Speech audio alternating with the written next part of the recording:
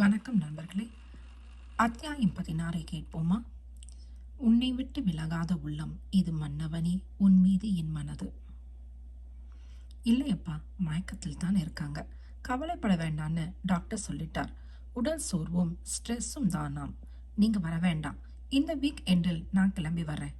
தோட்டத்தில் உலவியபடி பேசிக் கொண்டிருந்தாள் பிரீத்தி. இமைகள் வீங்கி சோர்ந்திருந்தாள். பூனாவுக்கு கிளம்ப வேண்டும் என்பதில் அன்று இரவு முழுவதும் தூங்கவில்லை. மறுநாள் காலையில் விசாகா மயங்கி விழுந்ததில் பூனாவுக்கு போகாமல் மருத்துவமனைக்கு ஓடி முதல் நாள் முழுவதும் உறங்காமல் கண் விழித்ததில் பிரீத்தி சாமியாட ஆரம்பித்திருந்தாள். விசாகாவை சேர்ந்திருந்த மருத்துவமனை நவீனமானதாக இருந்தாலும் சிறிய அளவில் இருந்தது. முன்னாள் வரவேற்பறை, அடுத்ததாக டாக்டர் பரிசோதிக்கும் அறை, இரண்டு அறைகள் மட்டுமே. அந்த மருத்துவமனையை கட்டியிருந்த டாக்டர் சரவணன் ஆதவனின் நண்பனாம். இங்க பிரைவேட் கிளினிக்கு ஆள் அதிகமாக வரமாட்டாங்க. கவர்மெண்ட் ஹாஸ்பிட்டலில் தான் கூட்டம் குவியும். சொந்த ஊர் எஸ்டேட் இருக்கு. படித்த படிப்பை ஹானர் பண்ணணும்ல, அதுக்காக இந்த கிளினிக். பிரீத்தியை ஆர்வமாக பார்த்தபடி விவரம் சொன்னான் டாக்டர் சரவணன். ஆதவன் பக்கத்தில் இருந்தால் மட்டும் பிரீத்தியை யாரோ எவரோ என்று பற்றில்லாமல் பார்த்து வைத்தான். ஆதவனின் ஃப்ரெண்டு வேற, எப்படி இருப்பான்? லேசான அடிதான், பட் பெட் ரெஸ்டில் இருக்கணும். இங்கே 2 டேஸாவது அப்சர்வேஷன் இருக்கிறது பெட்டர். அப்சர்வேஷன் பண்ண என்ன இருக்கிறது என்று புரியவில்லை. நண்பகலில் கண்பிடித்த விசாகாவிற்கு சூடாக சாப்பாட்டை கொடுத்ததும் ஆதவன் பாலை சாப்பிடச் சொன்னான். வாங்கி குடித்த விசாகா தூங்க ஆரம்பித்து விட்டாள். தூக்க மாத்திரை கலந்த பாலை குடித்தால் தூக்கம் வராதா? பிரீத்தியை தடுத்து நிறுத்த ஆதவன் கையாண்ட யுக்தி அது. யாருக்கும் பாதிப்பில்லாமல் பிரீத்தியின் பயணத்தை நிறுத்திவிட வேண்டும். இரவில் விசாகா சாப்பிட்ட பாலில் 1க்கு 2ஆக தூக்க மாத்திரைகளை கலந்து விட்டான். அதை பிரீத்திக்கு கொடுத்திருக்கலாம். ஏன் தனக்கு தூக்கமாக வருகிறது என்று அவள் யோசிக்க ஆரம்பித்து என்ன விவரம் என்பதை கண்டுபிடித்து விட்டாள். காலத்துக்கு ஆதவனை நம்ப மாட்டாள், திரும்ப பார்க்கவும் மாட்டாள். அத்த சென்டிமெண்ட் தான் இப்ப ஷீட் ஆகும்.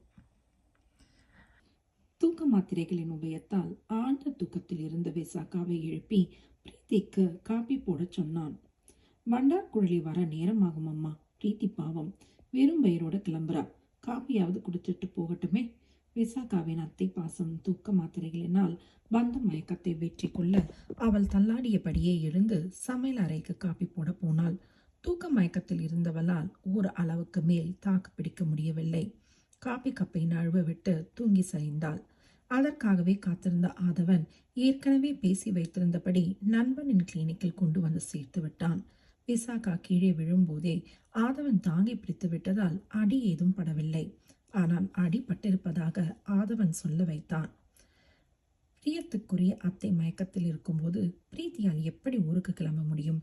பிரீத்தி பூனாவை மறந்து விசாகாவின் பக்கத்தில் உட்கார்ந்து விட்டாள். பூனாவில் இருந்த கங்காதரன் மாமனார் ஊருக்கு சென்று வர வேண்டியிருந்தது. பிரீத்தியின் அம்மா பார்கவி கொல்கத்தாவில் பிறந்தவள். அவளுடைய பெற்றோர் கொல்கத்தா வாழ் தமிழ்வாசிகள். அவளுடைய பாட்டனார் கொல்கத்தாவில் வேலை பார்க்க வந்து அந்த ஊர் தமிழ் குடும்பத்தில் பெண் கட்டி தானும் அவளுடன் ஐக்கியமானவர். பார்கவியின் தம்பி மகனுக்கு கொல்கத்தாவில் இருந்த கோவிலில் மொட்டையடித்து காது குத்துகிறார்களாம். பிரீத்தி வந்தவுடன் குடும்பமாக கிளம்பி கொல்கத்தா போவதாக இருந்தவர்களுக்கு விசாகா மயங்கி விழுந்த மருத்துவமனையில் அனுமதிக்கப்பட்ட செய்தி வந்து சேர்ந்தது. நீங்க வர வேண்டாம் மாமா. மனதுல 1000 கவலைகளை வைத்துக்கிட்டு வெளியில சொல்லாம மருகிக்கிட்டு இருந்தா இப்படித்தான். எங்க தலைவிதி.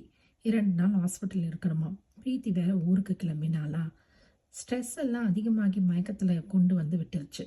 பிரீத்தி பக்கத்தில் இருந்தா பெட்டரா ஃபீல் பண்ணுவாங்கன்னு நினைக்கிறேன். உருக்கமாக சொல்லி வைத்திருந்தான் ஆதவன். தங்கையை பார்க்க கங்காதரன் வந்து விட்டால் அவர் போகும்போது பிரீத்தியும் கூட சென்று விடுவாளே. அதற்காகவா இத்தனை மெனக்கெட்டு இருக்கிறான்? மனது கேட்காமல் மகளிடம் விசாரித்தார் கங்காதரன். அவளும் கவலைப்பட ஏதுமில்லை என்று சொல்லிவிட்டதில் மனது லேசாக மாமனாரின் ஊருக்கு புறப்பட தயாரானார். மகளிடமும் அதை சொன்னார். இந்த வீக் எண்டில் வர வேண்டாம் பிரீத்தி. நாங்க எல்லாம் உன் மாமன் மகன் காது குத்து ஃபங்க்ஷனுக்கு கொல்கத்தா போகிறோம்.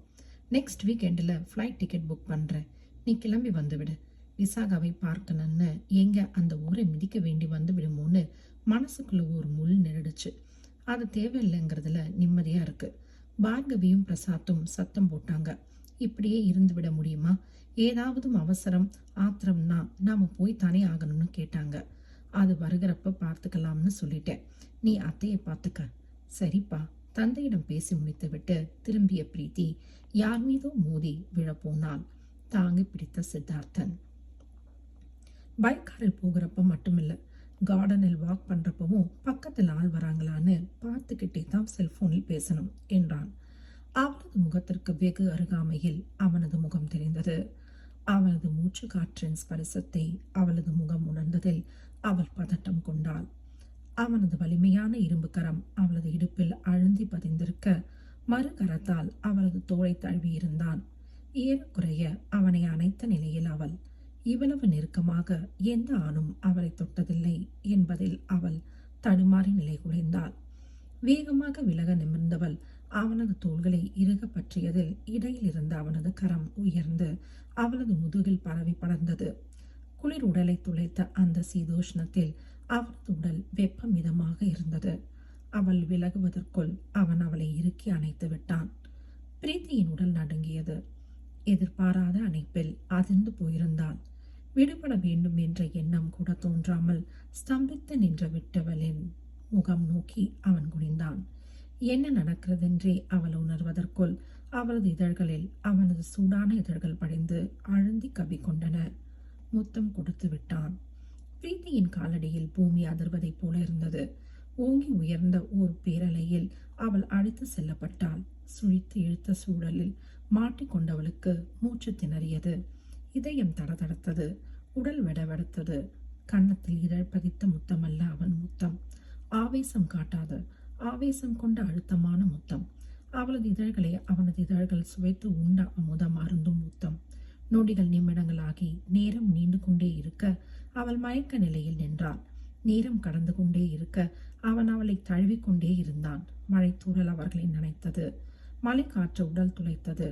பெயர் தெரியாத பறவை ஒன்று பாடிக்கொண்டே பறந்தது. ஏங்காந்தம் அவர்களை சூழ்ந்து அரணாக நின்று காவல் காத்தது. வனிதா, ஏ வனிதா! வண்டார் குழலின் குரலில் பதறி போய் விலகினாள் பிரீத்தி. அரண்மனைக்குள் சத்தம் கேட்குது. இங்க யாரும் வரல. அவளது கண்ணம் வருடி சித்தார்த்தன். ஷட்டப்! அவனது கையை தட்டி விட்டு சீறினாள் பிரீத்தி. இப்பத்தானே இந்த கோபம் வருது? சற்று முன்வரை அவனது அணைப்பில் அடங்கி முத்தத்தில் கட்டொன்று நின்றிருந்தாள் என்பதை சுட்டி காட்டினான் அவன். Are you amazed about it? தனியாக மாட்டிக்கொண்ட பெண்ணின் தனிமையை யூஸ் பண்ணிக்கிட்டீங்கல்ல. இப்படி ஒரு சீப் மென்டாலிட்டி உங்களுக்கு இருக்கும்னு நான் நினைச்சு பார்க்கல மிஸ்டர் சித்தார்த்தன். ஓ! அவனது உதடுகள் ஏளனமாக வளைந்தன.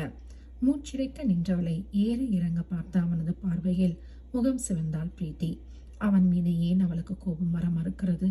சீப் மென்டாலிட்டியா? எனக்கா? Good joke. நீ தனியா என்னிடம் மாட்டிக்கொண்டிருக்கிறாயா? எங்க மாட்டிக்கொண்டிருக்கிறாய்? காட்டிலா? சித்தார்த்தனின் கிண்டலான கேள்வியில் உதடுகளை கடித்தபடி சுற்றுமுற்றும் பார்த்தாள் பிரீத்தி. இது அரண்மனை. நாம் தோட்டத்தில் நின்று கொண்டிருக்கிறோம். நீ வாக்கிங் போய்கிட்டே பேசிக் கொண்டிருந்தாய். நான் இந்த பக்கம் வந்தேன். தடுக்கி விழுந்தாய். தாங்கி பிரித்தேன். அப்புறம் சித்தார்த்தன் சொல்லிக் கொண்டே போக, போதும் போதும் என இடைமறித்தாள் பிரீத்தி. போதுமா? விஷமமாக அவன் வினவியதில் அவள் முகத்தில் ரத்தம் பாய்ந்தது. அவனது வெடிகள் பலபலத்தன. இதற்கு முன்னால் 2 தடவை காட்டில் நீ என்னுடன் தனிமையில் பேசியிருக்கிறாய். அப்போதெல்லாம் உன் தனிமையை பயன்படுத்திக் கொள்ள நினைக்காதவனா இப்போது நினைத்திருப்பேன்? பிரீத்தியால் பதில் சொல்ல முடியவில்லை. அதே சமயம் சற்று முன் அவன் எல்லை மீறியதை ஏற்றுக்கொள்ளவும் முடியவில்லை. விழிகள் கலங்க, இதற்குத்தான் நான் பூனாவுக்கு போய்விட வேணும்னு நினைச்சேன் என்று குமுறினான். சித்தார்த்தனின் புருவங்கள் சுருங்கின. இமைக்காமல் அவளை பார்த்தவன், சோ எனக்கு பயந்துதான் நீ பூனாவுக்கு கிளம்ப டிசைட் பண்ணியிருக்க என்று கேட்டான். ஏன்? உங்களுக்கு நான் ஏன் பயப்படணும்? பிரீத்தி படபடத்தாள். ஏதோ இப்ப கொஞ்ச நேரத்துக்கு முன்னால் சித்தார்த்தன் எதையோ சொல்ல வர வேண்டாம் என்று பதறினாள் பிரீத்தி. இது வேண்டாம், சொல்ல வேண்டாம். எதை? சித்தார்த்தனின் விழிகள் கூர்மையாக அவளை தைத்தன. எதை என்று சொல்ல முடியாமல் தவித்து போனாள் பிரீத்தி. என்னவென்று சொல்வாள்? நினைக்கும் போதே ஆழி பேரலை அவளை இழுக்கிறதே. வேண்டாம், விட்டுவிடு, மிருதுவாக சொன்னான் சித்தார்த்தன். பிரீத்தி விம்மினாள். ஐம் சாரி, மனதார இதை சொல்கிறேன். வேண்டுமென்றே அதை செய்யவில்லை. தடுக்கி விழுந்தாய். தாங்கித்தான் பிடித்தேன். அதற்கு மேல் நடந்ததெல்லாம் தானாக நடந்தது. திட்டமிட்டு நடத்தல. பட் ஒன் திங், உன்னை தவிர வேற எந்த பொண்ணை நான் தாங்கி பிடித்திருந்தாலும் சட்டென விலக்கி நிறுத்தியிருப்பேன். விலகி நின்றிருப்பேன். உன்னிடம் அப்படி விலக முடியவில்லை. I can't control myself. Preethi தேம்பலுடன் அவனை நிமிர்ந்து பார்த்தாள். அவளது விழிகள் விரிந்தன. இவன் என்ன சொல்கிறான்? என்ன சொல்ல வருகிறான்? எஸ், இதுவரை நான் பார்த்து பழகிய பெண்களில் உன்னை போல யாரும் என்னை இம்ப்ரெஸ் பண்ணல. ஃபர்ஸ்ட் சைட்லேயே நீ என்னை இம்ப்ரெஸ் பண்ணிட்ட. I think I love you. பேத்தல் காட்டத்துடன் சொல்லிவிட்டாள் பிரீத்தி. பேத்தலா? சித்தார்த்தனின் கண்கள் இடுங்கின. ஆமாம், பேத்தல் தான். ஃபர்ஸ்ட் சைட்லேயே இம்ப்ரெஸ் ஆகிவிடும் ஆள் இல்லை நீங்க. ஐ சி. நான் எந்த மாதிரி ஆளுன்னு என்னை விட உனக்கு நல்லா தெரிஞ்சிருக்கு போல. இதை போல உன்னை பற்றி எனக்கு தெரிந்ததை நான் சொல்லவா? பிரீத்தி சொல்லுங்கள் என்று கேட்கவில்லை. சித்தார்த்தனை முறைத்து கொண்டிருந்தாள். அவளது பதிலை எதிர்பார்க்காமல் அவன் கண் சிமிட்டியபடி சொன்னான். இப்போ தடுக்கி விழுந்தியே, அப்போது தாங்கி பிடித்தது ஆதவனாயிருந்திருந்தா நீ ஒரு செகண்ட் கூட லேட் பண்ணாம அவனை தள்ளி விட்டிருப்ப, தள்ளி நின்னிருப்ப. ஐ ஆம் ஷுவர் அபவுட் இட். என்னது? பிரீத்தி அப்படியே அசைவற்று நின்று விட்டாள். அவளது பார்வை அதிர்ச்சியுடன் சித்தார்த்தனை பார்த்தது. அவன் சொல்வது முற்றிலும் உண்மை என்பதில் அவள் மனம் அரண்டது. ஆதவனின் விரல் நகம் அவள் மீது பட்டிருந்தாலும் அவள் 100 அடி விலகி நின்றிருப்பாள். அப்படிப்பட்டவளை சித்தார்த்தன் இடையில் கைப்பதித்து அணைத்து நின்றிருந்தான். அவள் விலக நினைத்த போது இழுத்து அணைத்தான். அவளுடைய இதழுடன் இதழ் பதிந்து நீண்ட நேரம் முத்தமும் கொடுத்தான். பிரீத்தி ஏன் விலகவில்லை? தன்னை மறந்த முகத்துடன் அவனுடைய அணைப்பில் பாகாய் முருகி நின்றாலே, அவனது முத்தத்தில் மூழ்கி போனாலே. விலகிய பின்பும் அவனை அவளால் வெறுக்க முடியவில்லையே. ஏன் ஏன் ஏன்? இந்த கேள்விகளுக்கான விடையை அடுத்த காணொலியில் கேட்போம். நன்றி நண்பர்களே.